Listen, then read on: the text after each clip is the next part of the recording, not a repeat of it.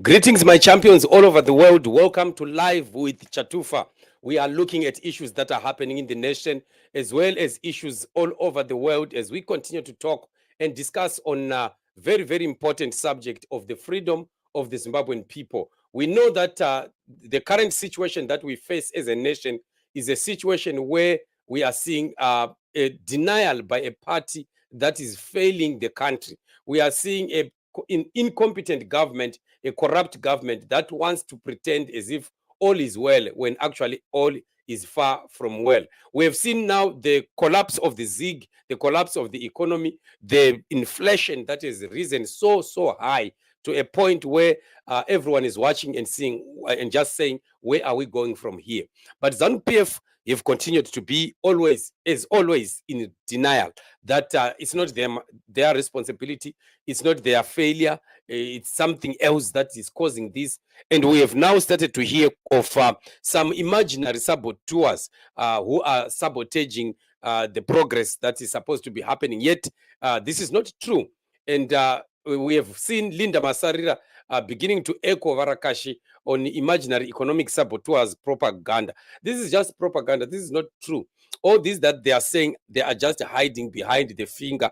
And of course, Linda Masarira is one of the surrogates of ZANU-PF, is also singing for a supper to join in Varakashi in this imaginary economic saboteurs. There is no one who is sabotaging Zimbabwe's economy except ZANU-PF. It is ZANU-PF that is causing all this.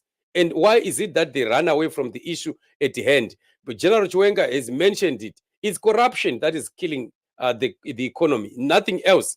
So Linda Masarire says, I smell economic sabotage for political expedience. The die is cast. Whatever the case might be, let us stop exploiting vulnerable, struggling Zimbabweans to settle political scores. I rest my case. Just imagine. So we know, of course, these ones are just, they are parasite politicians who are just sucking blood from ZANU-PF. So they have to just join in Varakashi.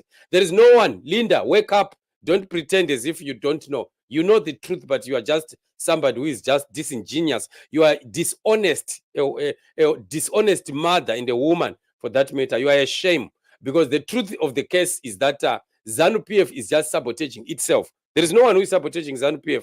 There are two factors that ZANU-PF can never run away from. There is corruption, number one, and then there is no public confidence. Those are the only two major things that are affecting what is happening in Zimbabwe today. So for people like Wana Linda and wanting to make noise and gallivant over nothing, we are just saying to them, shut up. If you have nothing to say, just keep quiet. If there are saboteurs, why are you not talking about them? Mention them. Mention those saboteurs. You don't just smell and then you smell from far. Mention them and say, so and so and so and so and so and so are sabotaging. Then we will know exactly and present the V11s for that, so that we know that whatever that you are talking about, you know what you are talking about. So she's just trying to hide within the mist of this propaganda of economic saboteurs as if she has some facts or she knows what it is all about. It's a big lie and they know it. These guys are making queues at ZANU-PF offices every month, being given some US dollars there, thanking them for what they are doing in helping in the propaganda and masquerading as some kind of opposition parties. We know that, and we have the facts of what is happening on the ground. So all that we are saying is that there is no economic saboteur. There is nobody who is causing ZANU-PF to fail and Mnangagwa to fail, except Mnangagwa and his cronies. These are the people that are stealing. They know what they are doing. They are stealing from this government. They are stealing from the coffers of government, and they are siphoning the riches of Zimbabwe out. And we know it. And Mnangagwa is not even rebuking his own people. His people are doing it openly and publicly, and we have never heard him of rebuking his own people and telling them that whatever that they are doing is actually pulling the country down. He's not doing that. And how do you expect the country to prosper when corruption is so rampant, when we have politicians that are more richer than business people in a country? That shows you that we are already in a society that is abnormal. So the truth of the matter is nobody is sabotaging ZANU-PF except itself and Mnangagwa and his people. They should stop pointing fingers and accept responsibility. Wake up and smell the coffee, ZANU-PF people. We don't want to continue to hear all this hogwash of your propaganda. when you start your programs and introduction of your Zig and everything, Zimbabweans spoke and said, you guys, the things that you are telling us that you want to implement are not feasible. These are not realistic measures that you are putting on this Zig of yours. But of course, what did they do? As usual, they want to tell themselves that they do what they want. Nobody has to ask them or question them. And then they continue to do what they want. When things fail, they want to turn around and start to point fingers at other people, except themselves. They never want to come out and say, I think we made a mistake on this one and this one and this one. We were supposed to have done things this way, but instead we did things that other way. So we are supposed to be changing the way we have done things. You never hear any minister, any official of ZANU-PF, or even Mnangagwa himself speaking that kind of language where they accept responsibility and where they've erred.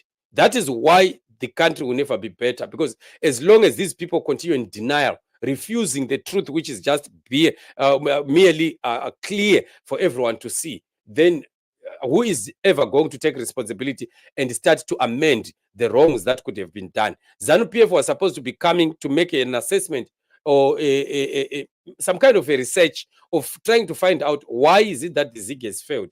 Then they can also get into the people, the players of the market, the business people, people in productive sector, and everyone else.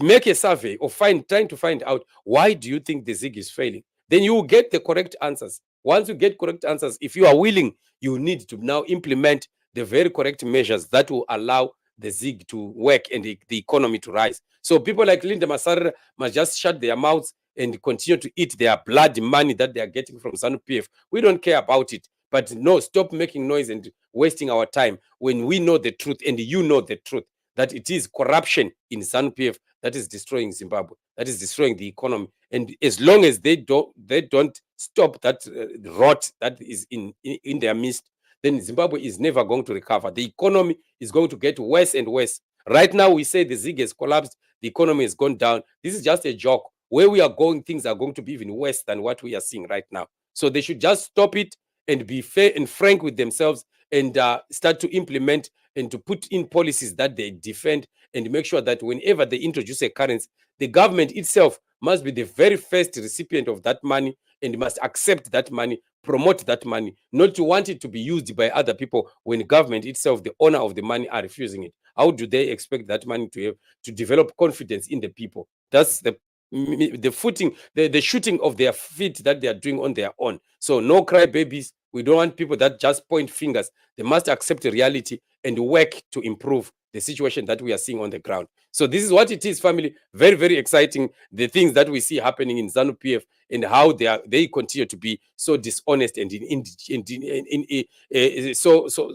running everything that they do through propaganda and lies. That is not going to help the country in any way. So this is what it is, family. Let's continue to push and to pray for change and demand change. And Zimbabwe has to be freed, and freedom is coming definitely. Our struggle is on, and we are not giving up. Aluta until the country is free, until victory is certain. Thank you so much, family, for joining me on the show. Remember, as always, fight for your freedom, pray for Zimbabwe, and God is in it. We shall meet